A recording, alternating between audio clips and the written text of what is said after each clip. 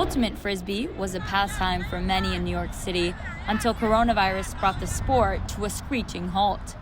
However, 1 year after their 2020 tournaments were canceled because of COVID-19, New York City-based Ultimate Frisbee team XIST is up and running again. And through team bonding and retreats, the team is working on gender inclusivity initiatives. Caitlin Houseworth, a captain on XIST, says that the best team uses all of its players equitably. So not just looking at how do we make sure that the women downfield are getting the disc, but more how do we make sure that we're putting each player kind of on a pedestal so that everyone can shine and work together really well. Because the more that we're able to use all the players on the field, the better the team's going to be. In game, players throw the disc down the field for their teammates to score in the end zone. Ultimate requires 3 things: a field, a disc, and what players call the spirit of the game. This means participants must respectfully make and discuss their own calls, such as fouls. Ultimate is one of the only sports where players self-officiate. Robert Smith has been a player on XIST since the team's formation in 2017. He says Ultimate changes people for the better. I don't know a lot of other sports that have a big section about sportsmanship and about respecting your opponent. Mixed gender teams like XIST can face additional challenges in fostering a respectful environment. Smith describes seeing male players undermine their female teammates' skills.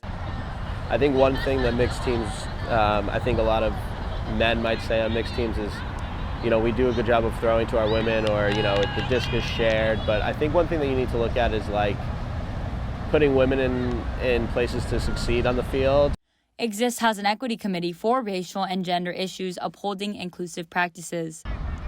Joanna Chen is a new player on XIST this year. She says the team is in constant conversation about fair play between genders. I've never been on a team that's had this much over communication, and it's great because it puts everyone on the same page and it gives everyone the opportunity to speak. In a sport that welcomes all identities, it may be tricky to determine who should defend who, but Ultimate has an answer for that too. At the beginning of a point, players will look across the field to determine matchups. To avoid assuming other players' genders or excluding non-binary athletes, mixed teams like XIST will use a system of hand signals. They use this to identify as a defender of women, this for defender of men, and this for defender of all. These types of communications separate Ultimate Mixed from other less gender-inclusive sports. This creates space for non-binary athletes, says Ruth Tabachnik. And it's also good to have a conversation right beforehand so that you know that if someone that you are marking up against identifies as a they, them, that you make sure that they feel included. So if you're playing a mixed gender game, that they don't feel like they have to mark up against someone who is stuck in one of those binaries.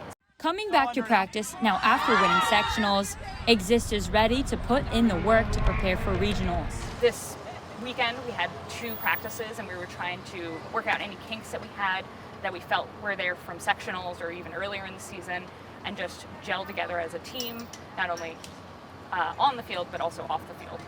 So whether they soar above their competition for a bid to nationals or fumble the catch, the team will do it all together! For NYU Now, this is Melanie Eszter with Laura Measher and Saravia.